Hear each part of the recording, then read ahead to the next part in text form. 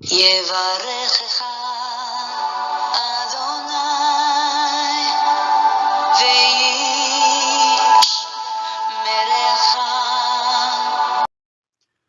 וישמרך. 바레크카 아도나이 베이시메레카. 사랑하는 성도 여러분, 오늘 하루도 전지전능하신 임마누엘의 하나님께서 여러분에게 복을 주시고 여러분을 안전하게 지켜주시기를 축복합니다. 아멘. 할렐루야. 오늘도 우리 코에 어김없이 생명의 호흡을 불어넣어 주셔서 오늘 하루를 살게 하시는 창조주 하나님 우리 아버지 여호와를 송축하며 찬양합니다. 예수 그리스도 그 생명의 이름, 구원의 이름, 만왕의 왕 만주의 주가 되시는 우리 주 예수 그리스도의 그 이름을 송축합니다.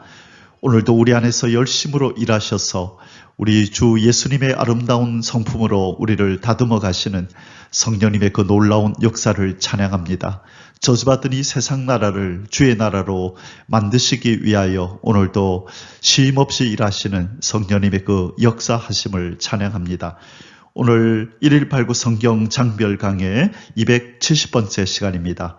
오늘은 사무엘하 3장 말씀을 함께 공부하도록 하겠습니다. 오늘 제목의 말씀은 다윗가의 번영과 사울가의 쇠퇴라는 제목입니다. 우리 지난 전장 2장에서 이 다윗의 군대와 이 사울의 이 아들인 이스보셋이 왕으로 있고 그 다음에 그 군대 장관인 아브넬, 이 아브넬과 또 다윗의 그 군대 장관인 요압이 이끄는 군대가 서로 전쟁을 벌이는데요. 기브온에서 전쟁을 벌여서 이 이스보셋, 이 아브넬이 패전을 하고 다윗의 군대가 승리를 거둔 것을 우리는 보게 되었습니다. 그 전쟁에서 이 아브넬에 의해서 요압의 동생이 죽임을 당하는 사건도 있었었죠. 바로 이 기브온 전쟁을 전쟁 이후에 다윗의 이 왕국은 다윗과는 점점점 번영하고 융성해지는데 바로 사울의 아들인 이스보셋의 그 정부는 그 나라는 그 통치는 점점점 쇠퇴해져 가는 것을 우리는 이제 보게 됩니다. 그래서 오늘 이제 이 아브넬이 이제 죽임을 당하는 일이 일어나고요. 그 전에 바로 이 이스보셋과 불협화음이 일어나서 이 아브넬이 이 이스보셋의 이 나라를 다윗에게로 넘기고자 하는 그 마음을 갖게 되는데요.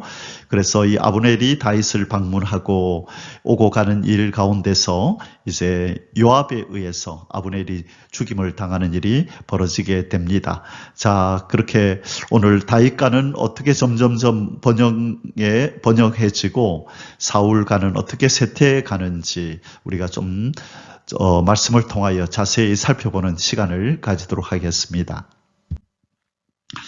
예, 자, 우리 이번 사무엘하가 끝날 때까지 우리가 이 내용을 머리에 좀 넣을 텐데요. 밧세바와의 범죄 사건을 중심해서 그 이전의 생애와 이후의 생애가 대비를 이루면서 극과 극의 모습을 보인다고 말씀드렸습니다. 자, 그래서 오늘은 이제 이 3장, 오늘 3장인데요. 바로 환희와 승리의 모습, 지난 장에서 전쟁에서도 승리하여 이 다윗과는 점점 그렇게 성장해 가고 융성해져 가는 것을 보게 됩니다. 자, 오늘은 이제 3장의 이 다윗의 생애 가운데 환희와 승리에 대한 부분에서요. 3장을 우리가 함께 공부하도록 하겠습니다.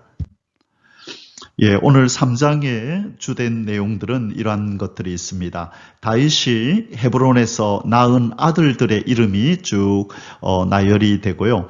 그 다음에 아브넬, 이스보셋의 군대 장관 아브넬이 이스라엘 왕 이스보셋을 배반하고 다윗에게로 이제 가고자 하는 그 마음을 갖습니다. 그 내용이 나오고요. 유다의 요압, 다윗의 군대 장관이 자기 동생 아사헬을 죽였다는 이유로 이 아브넬을 칼로 찔러서 죽이는 일이 있게 됩니다. 그리고 다윗은 바로 이 죽은 아브넬을 장사 지내고 그를 위하여 애도하는 장면이 나타나게 됩니다. 자, 이런 내용을 가지고 우리 이제 사무엘하 3장으로 들어가 보겠습니다. 사무엘하 3장의 주제 구절은 1절입니다. 사울의 집과 다윗의 집 사이에 전쟁이 오래매 다윗은 점점 강하여 가고 사울의 집은 점점 약하여 가느니라. 다윗이 헤브론에서 왕이 되고 헤브론에서 왕이 된 후에 통일 왕국을 이루기까지 7년 6개월이 걸렸다 그랬어요. 7년 6개월. 그러니 바로 사울의 집과 전쟁이 오래매라고 했을 때 그 기간이 적어도 7년 가까이 됐겠네요. 그래서 이제 사울가가 무너지고 나서 바로 이 이스보셋의 그 정부가 무너지고 그리고 모든 지파들이 다윗에게 와서 우리를 다스려 달라고 함으로 이제 그의 나머지 33년에 또 다른 통치가 시작이 되거든요. 그래서 이 전쟁이 오래되었다는 말은 그건 7년 6개월 가까이를 이렇게 오랫동안 전쟁하였다는 의미입니다.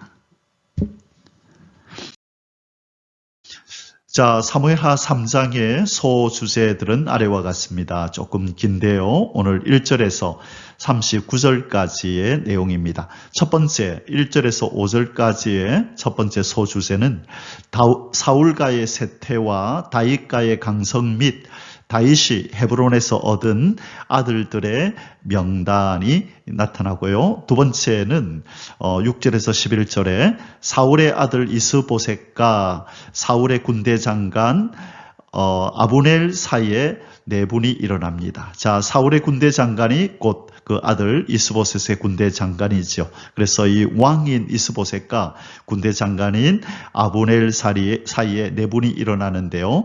바로 이 아브넬 군대 장관이 바로 사울 왕의 그렇게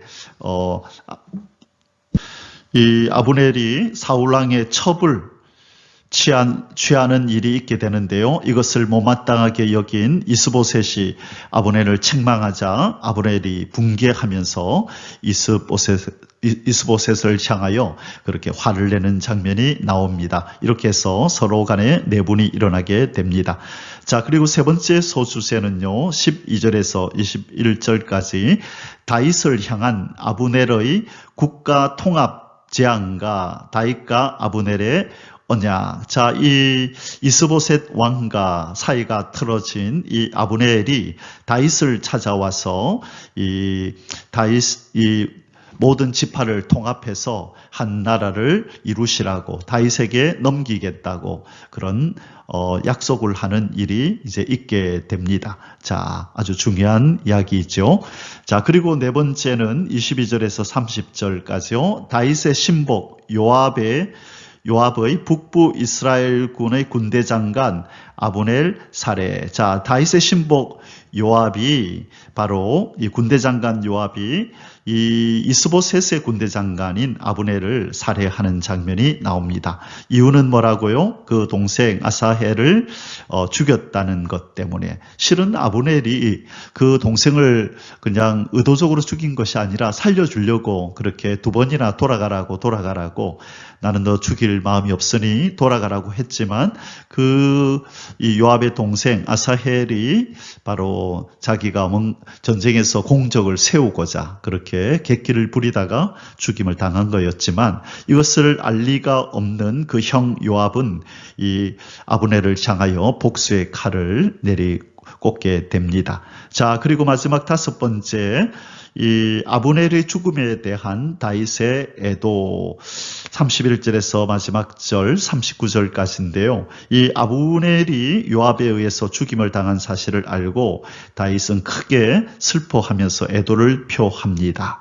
자, 아주 좀 과하다 할 정도로 애도를 표하는데요. 왜 그렇게까지 하는지 그 이유를 우리가 본문 속에서 공부하도록 하겠습니다.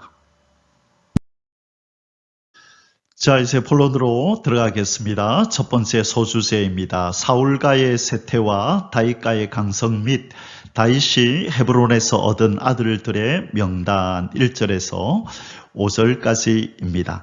자, 이제 사울가와 다윗가는 서로 상반된 모습을 이제 보입니다.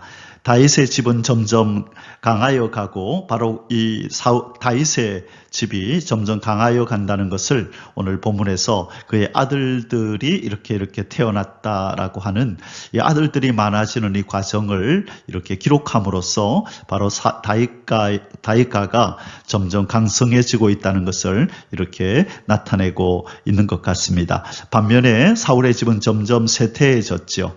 다윗 왕가의 이러한 번영은 이 다윗이 항상 하나님의 뜻을 묻고 하나님의 뜻대로 행하기를 원하였기 때문입니다. 하나님이 세우시기를 원하였던, 하나님이 왕으로 세우시기 원하였던 다윗은 비록 부족하고 또 흠이 있는 사람이었지만 그러나 그 마음의 중심이 하나님의 마음에 합하였죠. 그래서 하나님의 마음에 합한 사람, 이 다윗가는 점점점 돋는 햇볕처럼 강성함에 이르렀지만 그러나 사울가는 점점 쇠퇴해가는 모습을 보이고 있습니다.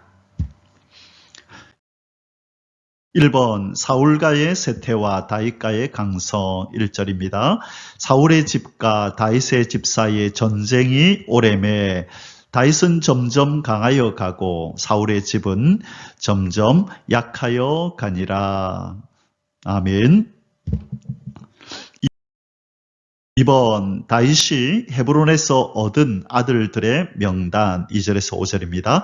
다윗이 헤브론에서 아들들을 낳았으되 맏아들은 암논이라 이스라엘 여인 아히노암의 소생이요 둘째는 길르압이라 갈멜 사람 나발의 아내였던 아비가일의 소생이요 셋째는 압살롬이라 그술왕 달메의 딸 마아가의 아들이요 넷째는 아도니아라 학깃의 아들이요 다섯째는 스바디아라 아비아달의 아들이요 여섯째는 이드르암이라 다윗의 아내 에글라의 소생이니 이들은 다윗이 헤브론에서 낳은 자들이었더라. 자, 헤브론에서 이 7년 6개월 동안 이 유다 지파를 다스리는 왕으로 있는 동안에 이렇게 아들들이 많이 태어났음을 이렇게 기록하고 있습니다. 이 다윗가가 점점 강성해지고 번영하고 있다는 것을 보여주는 것입니다. 자, 이제 두 번째 소주제입니다. 사울의 아들 이스보셋과 사울의 군대 장관 아브넬 사이의 내분 6절에서 11절. 지금 아브넬 군대 장관에 의해서 다윗의 아들 이스보셋이 왕으로 추대되었었는데 이제 한 사건이 발생하여 이스보셋 왕과 아브넬 군대 장관 사이에 이제 사이가 틀어지는 일이 있게 됩니다. 자, 그 내용을 함께 보겠습니다. 1번 사울의 집과 다윗의 집 사이에 전쟁이 계속되는 동안 아브넬이 사울의 집에서 실권을 장악함. 6절입니다. 사울의 집과 다윗의 집 사이에 전쟁이 있는 동안에 아브넬이 사울의 집에서 점점 권세를 얻으니라. 당연하죠. 이 아브넬은 군대 장관이고 자, 지금 군을 지금 장악하고 있잖아요. 무력을 가지고 있는 사람이고, 그리고 이 이스보셋은 아브넬이 아니었으면 그가 왕이 될 수도 없었죠. 그래서 이스보셋이 왕이 될 수 있었던 것은 전적으로 아브넬 군대 장관의 덕인 것이죠. 그래서 아마 이스보셋도 함부로 아브넬을 향하여 함부로 말을 하거나 행동을 그렇게 권위를 행사할 수가 아마 없었을 것입니다. 자, 그래서 아브넬이 의기양양하게 이 사울의 이 집에서 이 점점 권세를 얻고 힘을 가시하기 시작하였다라고 기록하고 있습니다. 2번 이스보셋과 아브넬 사이에 내분. 자, 그런데 어떤 사건으로 인하여 이 둘 사이가 틀어지고 서로 이 적대감을 갖게 되는 일이 있게 됩니다. 7절에서 11절입니다. 사울에게 첩이 있었으니 이름은 리스바요 아야의 딸이더라. 이스보셋이 아브넬에게 이르되 네가 어찌하여 내 아버지의 첩과 통간하였느냐 하니. 자, 지금 이 아버지 사울의 첩과 통간했다고 하는 것은 이것은 아주 심각한 어떤 일입니다. 바로 이 아버지 그 왕이었던 사울의 첩을 취했다는 말은 이것은 거의 반역에 가까운 것입니다. 내가 바로 이 사울의 자리에 있다. 사울의 첩이 내 첩이요. 사울의 아내가 내 아내다라는 말은 어떤 그런 것을 의미하거든요. 그러므로 바로 이것은 이스보셋이 거의 왕의 권위를 무시하고 자기가 그 왕보다 위에 있다고 하는 것을 은근히 나타내는 것입니다. 나는 당신의 아버지의 첩을, 아버지의 아내를 내가 취한 사람이야. 바로 그것을 암암리에 지금 나타내는 것이지요. 자, 이 아브넬의 이 행위는 바로 이 이스보셋 그 왕과 그리고 그의 그 아버지였던 사울 왕까지도 아주 업신여기는 그런 악행입니다. 그래서 이 아브넬이 행한 이 일은 그 당시에 이스라엘의 풍습과 이 통념에 비추어 볼 때 하나의 바로 반역행위입니다. 반역행위. 이제 자기가 왕자리를 꿰차겠다고 하는 어떤 하나의 신호인 것입니다. 이처럼 이 죽은 왕의 후궁들은 이 당시 후계자에게 특별한 상속물로 이렇게 이어지게 됩니다. 그러므로 이 사울의 첩은 바로 이스보셋의 소유물이 되는 것이죠. 그런데 바로 이것을 이 군대 장관이 마음대로 자기의 소유인 양 그렇게 이 첩과 통관하였다는 것은 바로 반역행위로 간주될 수밖에 없었던 것이고, 이것을 그냥 보고만 있을 수 없었던 이스보셋이 지금 이렇게 아브넬을 책망한 것입니다. 자, 그러니까 이제 8절에서 아브넬이 반응합니다. 아브넬이 이스보셋의 말을 매우 분하게 여겨 이르되 내가 유다의 계머리냐? 내가 오늘 당신의 아버지 사울의 집과 그의 형제와 그의 친구에게 은혜를 베풀어 당신을 다윗의 손에 내주지 아니하였거늘 당신이 오늘 이 여인에게 관한 허물을 내게 돌리는도다. 여호와께서 다윗에게 맹세하신 대로 내가 이루게 하지 아니하면 하나님이 아브넬에게 벌 위에 벌을 내리심이 마땅하니라. 그 맹세는 곧 이 나라를 사울의 집에서 다윗에게 옮겨서 그의 왕위를 단에서 브엘세바까지 이스라엘과 유다에 세우리라 하신 것이니라 하매. 자, 지금 이 아브넬은 너무나 잘 알고 있어요. 이 하나님께서 다윗에게 맹세한 내용이 뭔지를 알고 있다는 거죠. 9절에서 뭐라 그랬어요?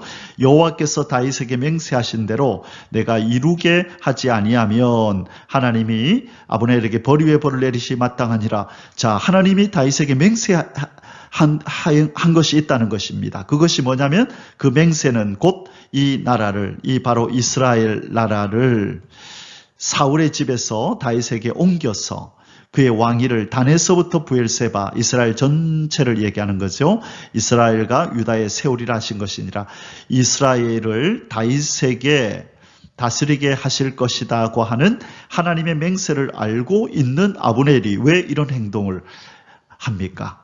왜 이스보셋을 왕으로 추대하여 자기가 군대 장관이라는 이름을 가지고 그렇게 권력을 휘두르고 있냐는 거죠.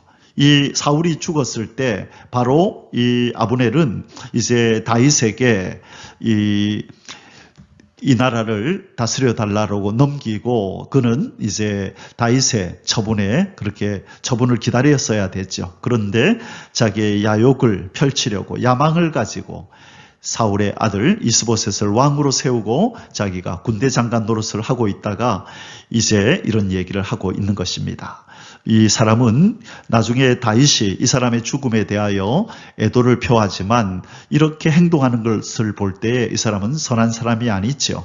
이 자기의 야망을 펼치려고 그렇게 이스보셋을 이용했던 사람이고 이렇게 아무렇지도 않게 사울의 첩을 취하여서 이렇게 자기의 소유인 양 행동하는 것, 이것은 악한 행동인 것입니다. 자, 이렇게 말을 하자 이제 이스보셋이 아브넬을 두려워하여 감히 한마디도 대답하지 못하니라. 아브넬이 뭐라 그랬어요? 이보시오 왕이여, 당신이 생명을 보존하고 있는 것은 나 때문이요. 내가 당신을 다윗에게 넘겨줬다면 당신의 생명은 끝이 났었을 거요. 지금 이렇게 숨쉬고 있는 것이 내 덕인 줄 아시오. 어디 함부로 나한테 이래라 저래라 말을 하는 것이요? 라고 지금 그렇게 왕에게 지금 덤벼들고 있는 것입니다. 자, 세 번째 소수제입니다. 다윗을 향한 아브넬의 국가 통합 제안과 다윗과 아브넬의 언약. 자, 이 사건 이후에 이제 아브넬이 이래서는 안 되겠다. 그렇지 않아도 기본 전쟁에서 이 다윗의 군대에게 대패를 하고 그렇게 의기소침해 있던 아브넬이 이 이스보셋과의 이 다툼으로 인하여서 이제 마음을 바꾸고 이제 이 나라를 이 11지파 그죠? 지금 유다 지파 말고는 다윗을 따르지 않잖아요. 그래서 이 나머지 지파도 다윗을 왕으로 섬기게 하여 한 나라 이스라엘을 통일해야 되겠다라고 그렇게 생각을 하고 다윗을 찾아가서 국가를 통합하자고 제안을 합니다. 12절에서 21절입니다. 1번 다윗을 향한 아브넬의 국가 통합 제안과 다윗의 조건부 수락. 자, 아브넬이 이제 이스라엘을 하나로 통일합시다라고 제안하자 다윗이 좋다. 그러나 한 가지 조건이 있다. 그래서 조건부로 수락하는데 다윗이 내건 그 조건은 무엇인지 한번 살펴보겠습니다. 12절에서 14절. 아브넬이 자기를 대신하여 전령들을 다윗에게 보내어 이르되, 자, 먼저 아브넬이 직접 가지 않고 전령들을 먼저 다윗에게 보내었네요. 이 땅이 누구의 것이니까? 또 이르되 당신은 나와 더불어 언약을 맺사이다.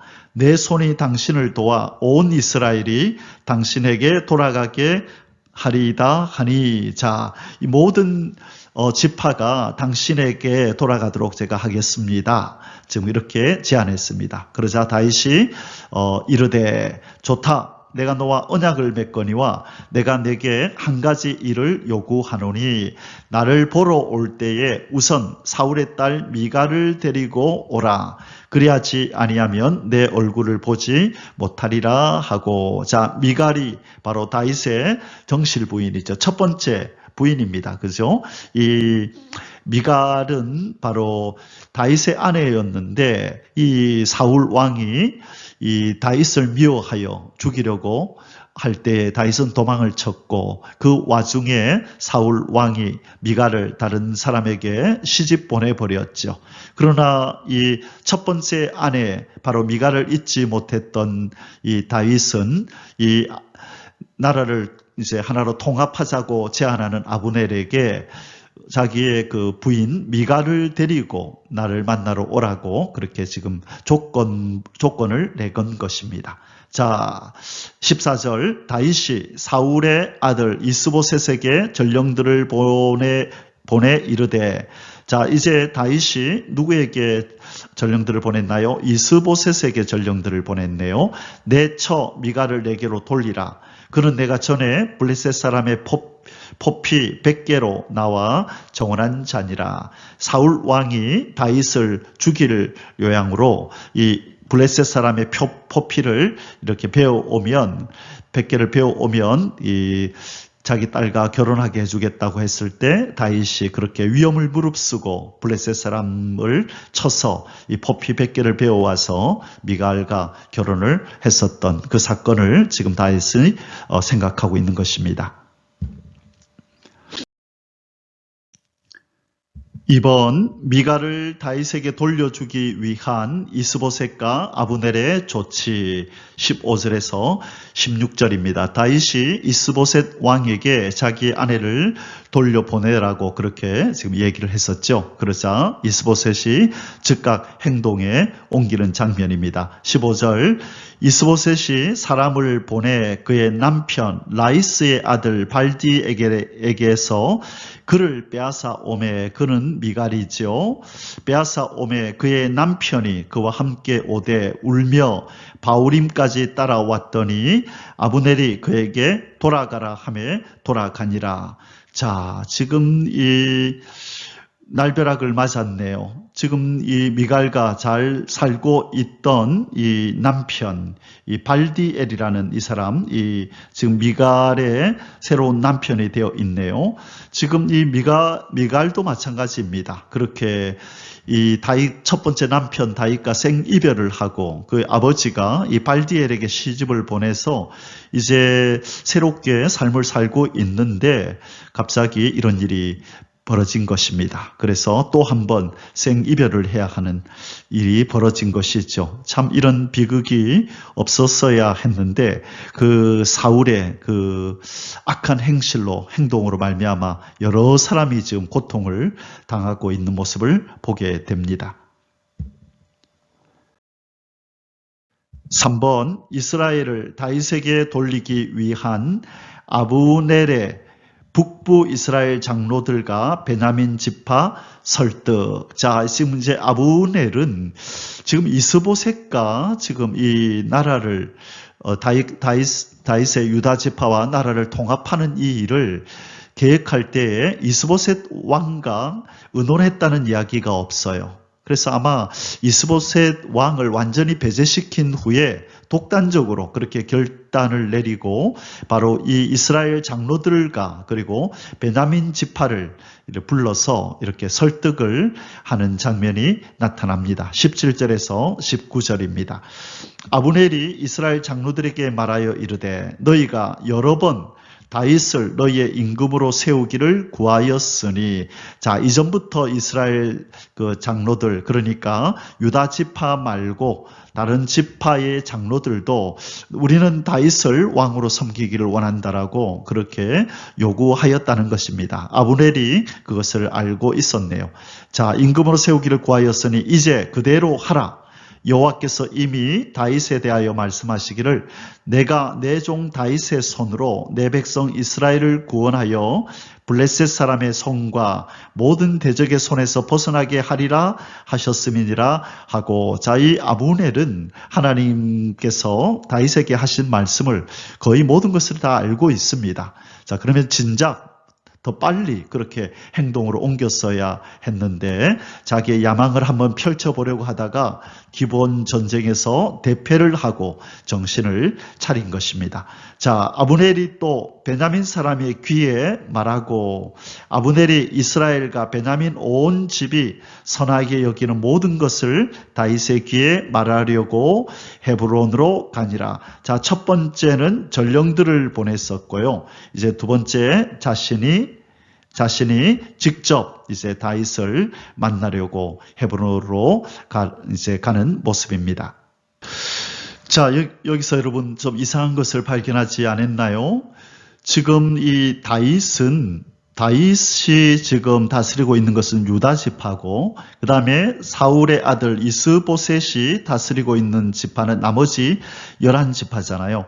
그런데 지금 아브넬이 이 장로들을 설득할 때에 먼저 10지파의 장로들을 먼저 설득하고, 그리고 베냐민 지파는 따로 지금 설득하는 장면이 나타납니다. 그래서 지금 뭐라고 얘기하냐면 베냐민 사람의 귀에 말하고, 이 말은 아주 세심히 세밀하게 아주 이렇게 꼼꼼히 말했다는 것이에요. 그런데 왜 10지파의 장로들에게 따로 말하고 베냐민 지파에게는 또 따로 얘기를 했을까요? 자, 그것은 바로 이 베냐민 지파는 누가 속한 지파죠? 바로 사울 왕의 지파입니다. 그러므로 베냐민 지파 사람들은 이 사울 왕에게 충성하고, 그리고 또 사울 왕의 아들인 이스보셋에게 특별히 애정을 가지고 바로 우리 지파의 일대 왕인 사울의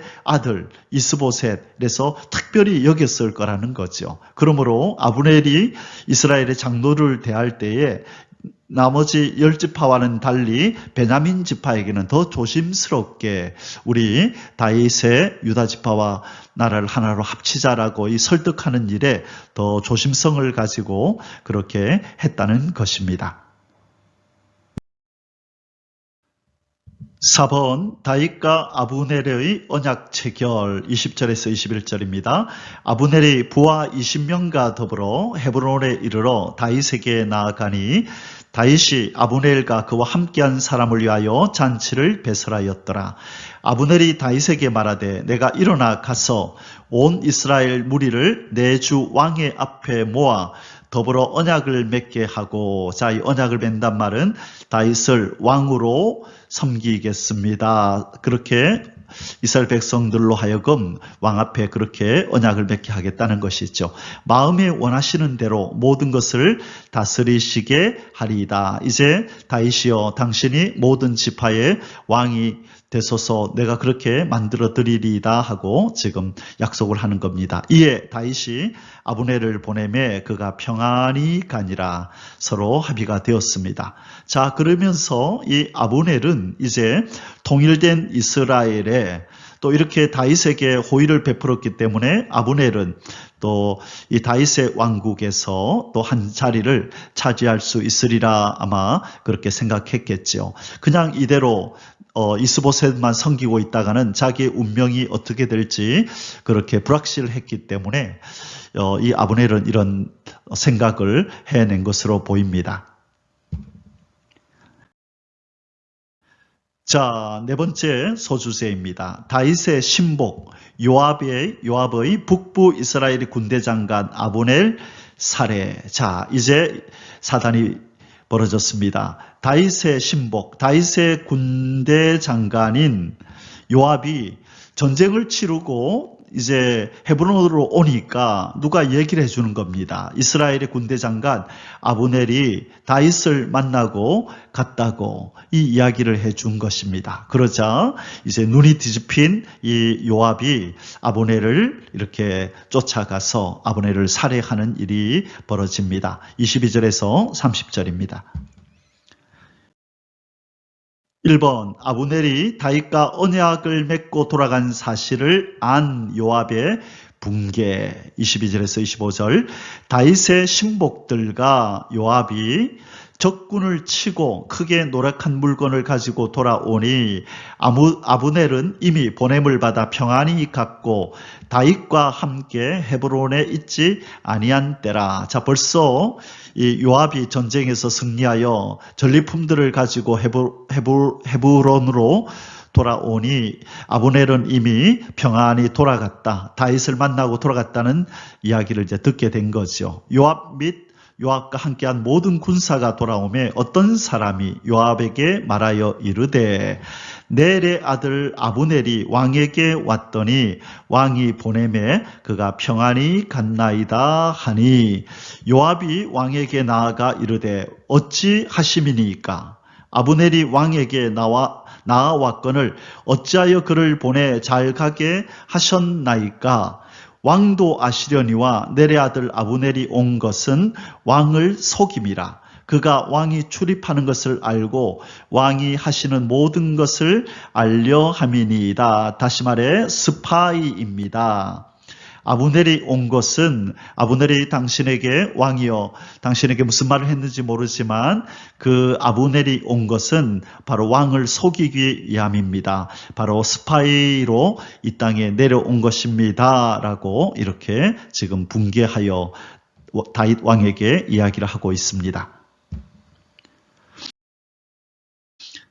자, 2번 요압의 아브넬 살해 26절에서 27절.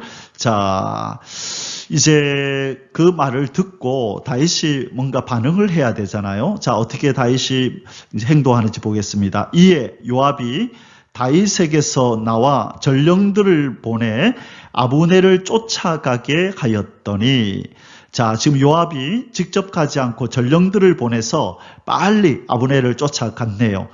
시라 운물가에서 그를 데리고 돌아왔으나 다윗은 알지 못하였더라. 자, 지금 다윗 몰래 요압이 사람들을 보내서 꼭 아브넬을 이제 만났습니다. 그래서 뭔가 더 할 말이 있는 것처럼 이렇게 헤브론으로 데리고 왔는데요. 어떤 방법을 썼는지는 모르겠습니다. 자, 이제 한번 보겠습니다. 아브넬이 헤브론으로 돌아오매 요압이 더불어 조용히 말하려는 듯이 그를 데리고 성문 안으로 들어가 거기서 배를 찔러 죽이니 이는 자기의 동생 아사헬의 피로 말미암음이더라. 자, 지금 보니까 아마 아브넬에게 전령들을 보내서 왕이 당신에게 할 말이 있답니다. 다시 한번 돌아오시랍니다. 아마 그렇게 말한 것 같아요. 아니면 요압이 보자고 이렇게 요압 군대장관이 부르십니다. 아마 그렇게 말하지는 않았을 것 같고 성경에 나오지는 않지만 이 군대장관 이스라엘의 이 군대장관인 아브넬이 이렇게 다시 헤브론으로 오게 된 이유는 아마 이 전령들이 아마 거짓말을 하지 않았을까. 그러면서 요압이 꼭 먼저 마중 온 것처럼 해서 조용히 할 말이 있습니다 하고 그를 데리고 가서 배를 찔러서 죽였네요. 이 사실을 다윗은 알지 못하였습니다. 자, 이런 일이 벌어졌습니다. 왜 이런 일이 벌어졌죠? 여기서 다윗이 실수한 것입니다. 다윗이 실수했습니다. 이런 일이 일어나지 않아도 될 건데 지금 다윗이 무슨 실수를 했을까요? 지금 이 아브넬이 와서 나라를 하나로 통일하자고 한 이 사건은 아주 중요한 사건입니다. 그렇다면 아까 이 바로 앞절에서 25절에서 지금 이 군대장관 요압이 왕이여 그 사람이 왜 이렇게 왔다 갔습니까? 라고 그렇게 얘기를 할 때에 분명하게 얘기를 했어야죠. 그가 와서 이렇게 말을 했다라고 분명히 이야기를 하고 그렇죠. 이 자초지종을 설명해서 요압과 함께 자기의 신복인데 가장 어떤 측근인데 이 요압과 그의 비전을 나누고 앞으로 나라의 미래를 함께 나눔으로 바로 이 아브넬을 오해하지 않도록 이 요압을 잘 설득을 했었어야죠. 특별히 다윗이 실수한 것은 바로 이것입니다. 요압과 아브넬의 서로 감정이 좋지 않다는 것. 아브넬은 그렇지 않겠죠. 그러나 이 요압은 자기 동생을 죽인 원수잖아요. 그렇다면 다윗은 이것을 헤아렸어야 하는 거죠. 아, 맞아. 요압과 아브넬은 지금 감정이 좋지 않지. 요압이 아브넬을 좋게 생각하지 않지. 그러면 충분히 다윗은 요압에게 지금 아브넬이 와서 무슨 말을 했는지 이야기를 하고 그래서 요압과 다윗이 마음을 모아서 아브넬의 제안을 받아들이도록 그리고 요압 보고 자네가 기분이 나쁘겠지만 이것은 우리가 나라의 공적인 일이니까 좀 사적인 감정을 좀 표현 안 했으면 좋겠다. 좀 두 사람이 사이좋게 지내서 이 나라를 더 굳건히 세웠으면 좋겠다. 서로 좀 화해했으면 좋겠다. 그런 투의 이야기를 요압에게 했었어야죠. 전혀 지금 다윗이 대꾸가 없잖아요. 25절에서 지금 아까 요압이 뭐라 그랬죠? 24절 25절에서 요압이 왕에게 나와 이르되 어찌하심이니까 아브넬이 왕에게 나왔거늘 어찌하여 그를 보내 잘 가게 하셨나이까 왕도 아시려니와 넬의 아들 아브넬이 온 것은 왕을 속임이라 그가 왕이 출입하는 것을 알고 왕이 하시는 것을 알려 함이니이다. 첩자입니다. 라고 말했는데 그 이후에 다윗은 아무 말도 안 했네요. 하지를 않았어요. 성경에 나오지를 않아요. 이 부분은 다윗이 심각하게 생각하고 요압 장군 잠시 좀 우리 얘기 좀 합시다 해서 따로 불러서 충분하게 시간을 가지면서 그게 아니다 하고 얘기를 하고 개인적인 사사로운 감정을 표출하지 말라고 그렇게 요압을 설득했어야 했는데 그 일을 하지 않은 것입니다. 다윗이 실수한 것입니다. 그래서 요압이 아브넬을 이렇게 은밀히 다윗 몰래 죽이는 일이 발생한 것입니다. 사적인 보복을 한 것이죠. 자, 뒤늦게 다윗은 이 사실을 알고 이제 어떻게 행동하는지를 보겠습니다. 3번 아브넬을 살해한 요압을 향한 다윗의 저주 28절에서 29절입니다. 그 후에 다윗이 듣고 이르되 넬의 아들 아브넬의 피에 대하여 나와 내 나라는 여호와 앞에 영원히 무죄하니 그 죄가 요압의 머리와 그의 아버지의 온 집으로 돌아갈지어다. 또 요압의 집에서 백탁병자나, 자, 여기서 백탁병이라고 하는 것은 바로 유출병을 의미한다고 봅니다. 자, 그리고 요압의 집에서 백탁병자나 나병 환자나 지팡이를 의지하는 자나 칼에 죽는 자나 양식이 떨어진 자가 끊어지지 아니할지로다 하니라. 지금 되게 다윗이 지금 분노하고 있습니다. 지금 이 아브넬이 진심으로 찾아와서 지금 나라를 통일하자고 그렇게 다윗으로 하여금 온 이스라엘 다스리게 하게 하겠다고 얘기를 하였는데, 이 아브넬을 자기도 모르게 죽였다는 이 사실을 뒤늦게 듣고 지금 되게 붕괴하고 있는 모습입니다. 요압을 이렇게 저주를 하는데요. 자, 지금 이 내용을 요압이 보는 앞에서 하지는 않았을 것입니다. 그러나 이 사무엘하를 기록한 저자는 다윗이 이렇게 말했음을 이렇게 기록하고 있긴 하지만 아마 요압 보는 앞에서, 듣는 앞에서 그렇게 하지는 않았을 것입니다. 그리고 다윗이 지금 당장 요압을 어떻게 처치할 수 없는 이유는 요압이 너무 강했거든요. 군대 장관이잖아요. 그래서 다윗도 지금 당장은 어떻게 할 수가 없어서 이렇게 저주하고만 있는 것입니다. 4번, 요압의 아브넬 살해는 동생 아사헬을 위한 복수였음을 재강조함. 30절입니다. 요압과 그의 동생 아비새가 아비넬을 죽인 것은, 자, 요압과 그 동생 아비새가 함께 그렇게 아브넬을 죽였다라고 표시하네요. 그 동생 아사헬이 죽임을 당했잖아요, 아브넬에게. 그래서 이 아사헬, 자기 동생을 죽인 이 아브넬을 죽인 것입니다. 그가 기브온 전쟁에서 자기 동생 아사헬을 죽인 까닭이었더라. 자, 그러면서 이 스파이라고 그냥 그렇게 모함을 하면서 다윗에게 얘기를 한 거죠. 그러나 그렇게 말을 했음에도 불구하고 다윗이 아무 조치도 취하지 않고 어떤 반응도 없자 요압은 독단적으로 이 아브넬을 죽이기로 작심하고 이런 행동을 한 것입니다. 자, 마지막 5번째 소수세입니다. 5번, 아브넬의 죽음에 대한 다윗의 애도. 31절에서 39절입니다. 1번, 아브넬을 위한 다윗의 애도. 31절에서 34절. 다윗이 요압과 및 자기와 함께 있는 모든 백성에게 이르되 너희는 옷을 찢고 굵은 배를 띠고 아브넬 앞에서 애도하라 하니라. 다윗 왕이 상여를 따라가 아브넬을 헤브론에 장사하고 아브넬의 무덤에서 왕이 소리를 높여 울고 백성도 다 우니라. 왕이 아브넬을 위하여 애가를 지어 이르되 아브넬의 죽음이 어찌하여 미련한 자의 죽음 같은고 네 손이 결박되지 아니하였고 너의 발이 착고에 채이지 아니하였거늘 불의한 자식의 앞에 엎드러짐같이 네가 엎드려졌도다 하매 온 백성이 다시 그를 슬퍼하여 우니라. 여러분, 좀 이상하지 않습니까? 지금 적이 죽었어요.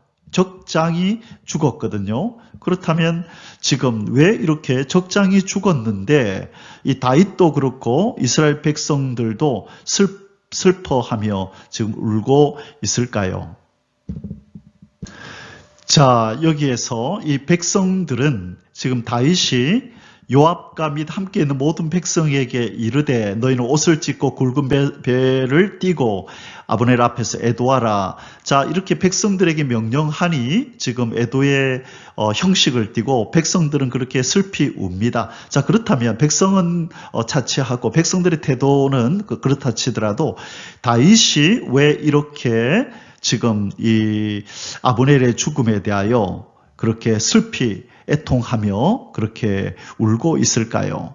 자, 지금 다윗은 지금 한 가지 우려가 있습니다. 그것이 뭐냐면 지금 11지파의 이 이스라엘의 모든 사람들이 다윗에게 오해를 할까봐 아마 다윗은 그것이 염려되었을 것입니다. 지금 이 아브넬은 이미 11지파 장로들과 다 얘기를 나눴잖아요. 이제 다윗에게 가서 우리가 다윗으로 하여금 온 이스라엘을 다스려 달라고 우리 요청합시다 해서 11지파 사람들이 다 동의를 했잖아요. 그래서 지금 아브넬은 이제 이 사람들의 염원을 가지고 지금 다윗을 만나러 내려갔는데, 만약에 다윗이 이 아브넬을 죽였다라고 이렇게 소문이 나면 이 11지파 이스라엘 사람들이 다윗을 어떻게 생각하겠습니까? 그래서 다윗은 지금 위기에 처한 것이에요. 그래서 절대로 아브넬을 내가 죽인 것이 아니다라는 것을 분명하게 이 나머지 11지파 사람들뿐만 아니라 지금 유다지파 사람들에게도 나타내야만 하는 것이죠. 그래서 지금 아주 과하다 할 정도로 지금 적장이 죽었는데, 이전에 사울 왕 밑에서 함께 장군으로서 함께 지낸 그런 정이 있겠지만, 그러나 지금 다윗에게 있어서 더 중요한 것은 다른 백성들의 이목입니다. 그들이 어떻게 생각할까?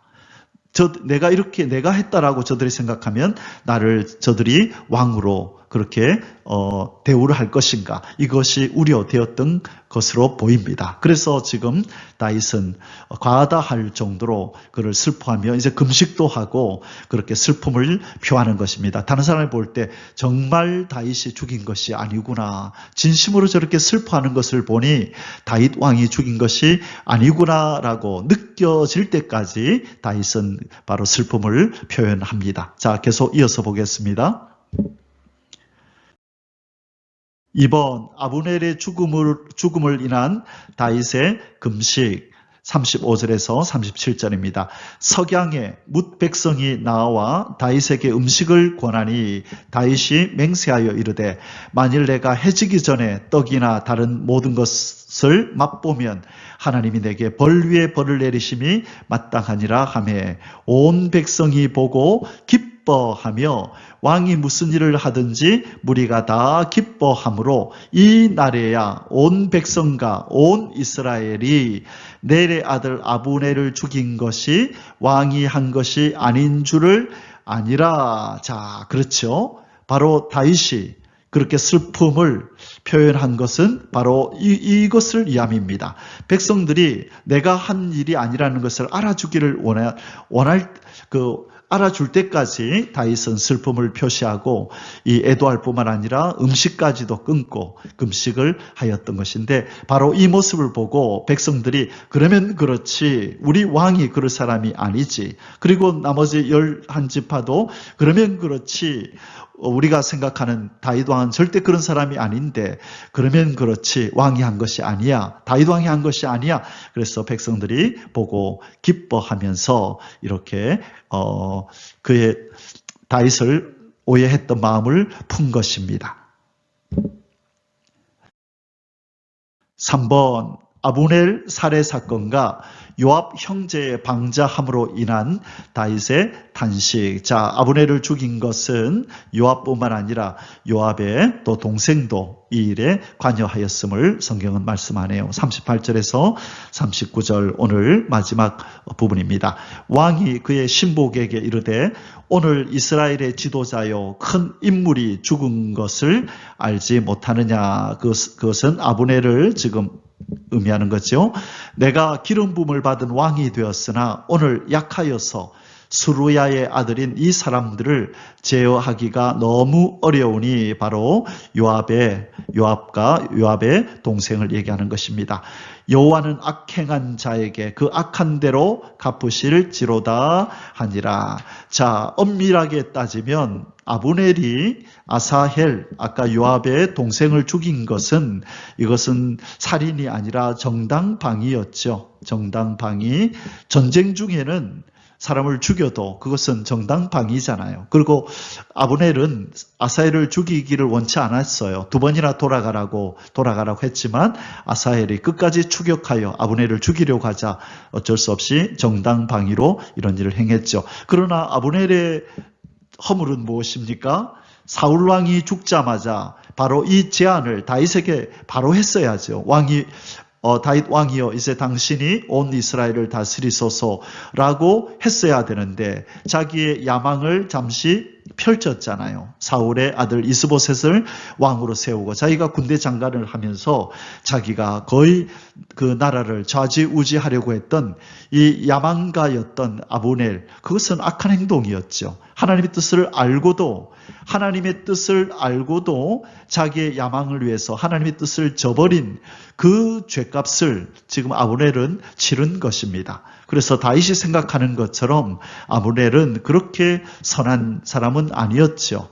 그렇죠? 아사엘을 죽인 것은 정당방위였다 할지라도 그가 이스보셋을 왕으로 세우고 군대 장관으로서 바로 유다 지파와 전쟁을 치루었던 것은 그것은 아브넬이 잘못한 것입니다. 자, 어쨌든 이 다윗은 이 요압이 한 행동을 악한 일로 그렇게 정하고 하나님께서 그 악한 대로 갚아주실 것을 지금 하나님 앞에 그렇게 기도하는 장면입니다. 자, 사랑하는 성도 여러분, 이제 우리 사무엘하 3장의 결론을 맺도록 하겠습니다. 의인의 길과 악인의 길의 끝이라는 어떤 내용을 좀 생각해 보겠습니다. 여호와께서 인정하시는 의인의 길은 여호와께서 인정하시고 돋는 햇볕 같은 그런 어떤 미래가 기다리고 있지만 악인의 길은 바람에 나는 겨와 같고 멸망의 길이 그 악인의 마지막 길이다라고 성경은 이야기를 합니다. 자, 지금 누구 얘기를 하죠? 아브넬이 그렇게 하나님의 뜻을 저버리고 바로 유다 지파와 전쟁을 벌여서 자기의 야망을 펼치려 했던 그 악을 행한 것이죠. 그것이 바로 요압에 의해서 이제 죽임을 당했지만 결국 이 모든 일의 배후에 하나님이 역사하신 것이죠. 그래서 하나님의 뜻을 저버린 아브넬은 이렇게 요압에 의해서 피살됨으로 그의 최후를 맞이하고 요압은 나중에 또 이제 벌을 받게 됩니다. 결국 하나님의 뜻대로 하지 않고 자기의 욕심에 이끌려서 행동하는 자들의 최후는 바람에 나는 겨와 같이 멸망의 길을 가게 됩니다. 그러나 다윗처럼 하나님의 비록 부족하고 흠이 있다 할지라도 하나님의 뜻을 쫓아 살아가기를 원하는 그 의인은 그 길이 돋는 햇볕 같아서 하나님께서 인정하신다 말씀합니다. 시편 1편 4절에서 5절까지 보면 악인들은 그렇지 않으며 오직 바람에 나는 겨와 같도다. 바람 불면 휙 날아가 버리는 겨와 같은 존재라는 것입니다. 그러므로 악인들은 심판을 견디지 못하며 죄인들이 의인들의 모임에 들지 못하리로다. 자, 반면에 의인들의 길은 어떠하나요? 시편 1편 6절에 무릇 의인들의 길은 여호와께서 인정하시나 악인들의 길은 망하리로다. 잠언 4장 18절에 의인의 길은 돋는 햇살 같아서 크게 빛나 한낮에 광명에 이르거니와. 아멘. 하나님께서 악인의 형통함을 부러워하지 말라 그랬습니다. 악인의 형통함을 부러워하지 말라.